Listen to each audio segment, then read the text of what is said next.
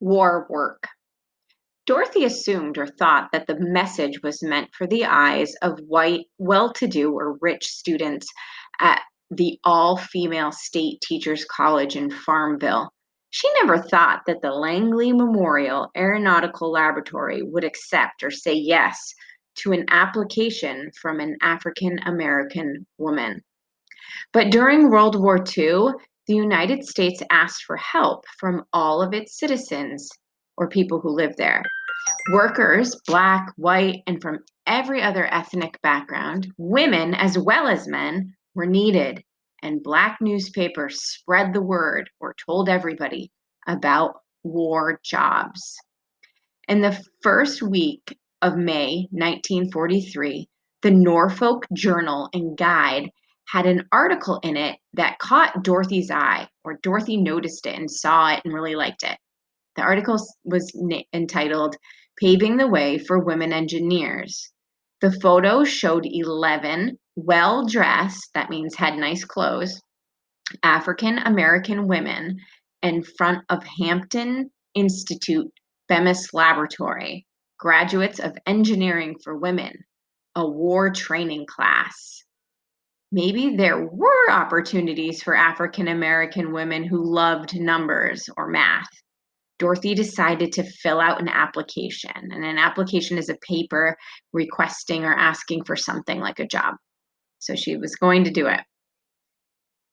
The room for the West Area Computing Group was set up for about 20 workers. As members of a group, each woman had to be ready to work on any mathematical assignment that they were asked to do. Because the engineering problems that the Langley Laboratory worked on were so difficult, the problems had to be broken down or separated into small parts, with each part assigned to a different woman. Dorothy Vaughan took a seat, and the women welcomed her.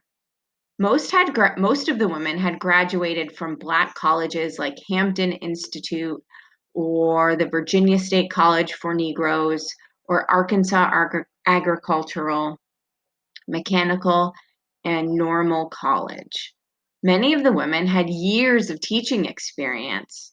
Others were just starting their first job because they had just finished college. Quite a few of the women belonged to the same civic organizations or churches and Greek letter organizations such as Alpha Kappa Alpha or Delta Sigma Theta.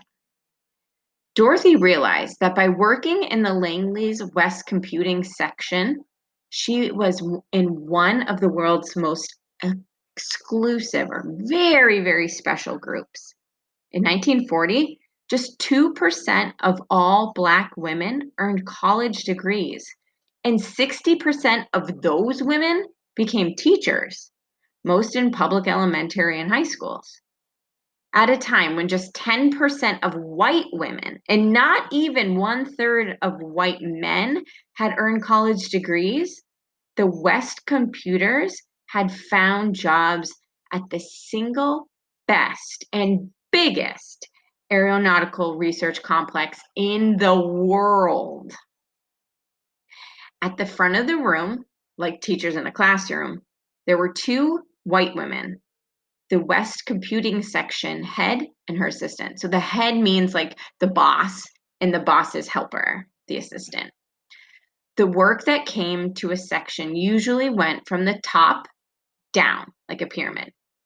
Engineers came to the head of the entire computing operation, who handed down tasks or jobs to each section head, who then divided up the work among the women in her section. So it started from the top and it came, everybody kind of just got their own piece of the puzzle, or they got their own part of the job. Over time, some of the engineers developed or made favorites from the women and brought assignments directly to the section head or even to a particular human computer. Dorothy was welcomed to the computer group. The women had too much work to do and too little time. The National Advisory Committee for the Aeronauticals planned to double the size of Langley's West area in the next 3 years. So they were going to grow and get more people. When Dorothy arrived, the agency was scrambling or trying hard to keep up or continuing with the American aircraft industry, which had gone from the country's 43rd largest industry in 1938 to the world's number one in 1943.